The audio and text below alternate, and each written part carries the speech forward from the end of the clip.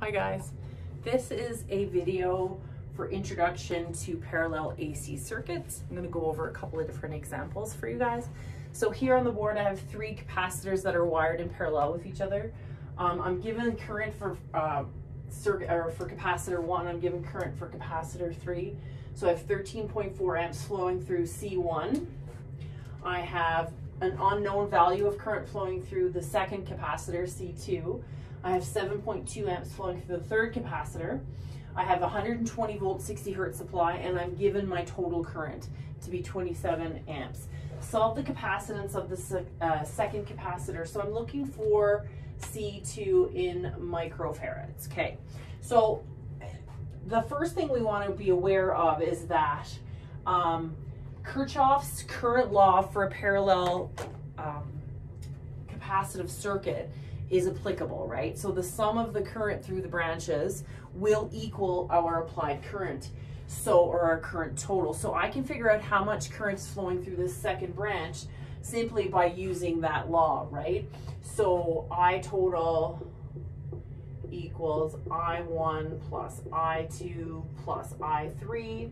I'm looking for I2, so it's going to be I2 equals IT subtract I1 subtract I3.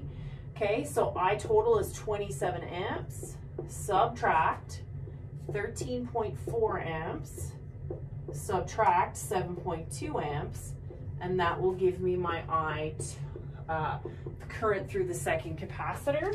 Okay, so 27 subtract 13.4 subtract 7.2 gives me 6.4 amps. Okay, so that is my I2, 6.4 amps. Okay, so now I'm going to figure out what the next step would be. Okay, so I have current through every branch of capacitance here. I know the value of current and I know the voltage now. So that will allow me to find the capacitive reactance for the second branch.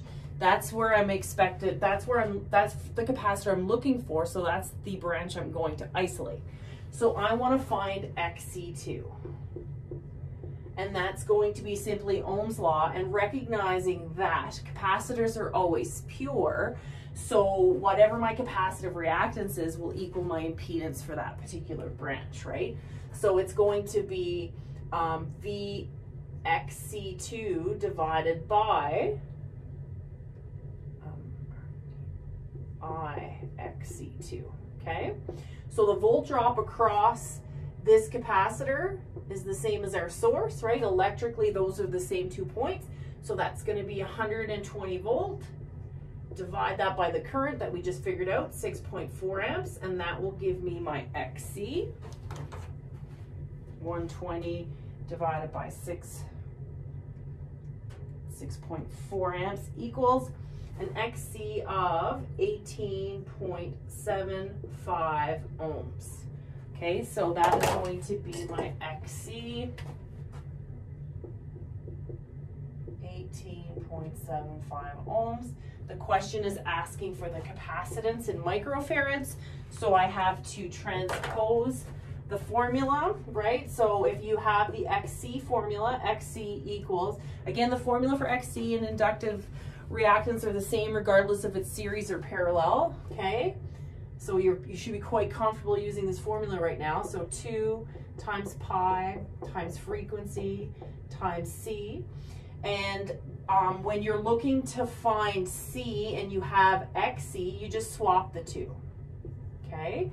So it would be C equals 1 all over 2 times pi times frequency, which is 60 hertz, times 18.75, the question is in microfarads, to the -6, okay? So that would end up being 2 times pi times 60 times 18.75 exponent -6 equals 141, our C 141.471 microfarads. And I see my camera is slowly sinking down. Sorry. Academy Award nominations. All right, guys, hopefully that helped. I will do another video for inductors.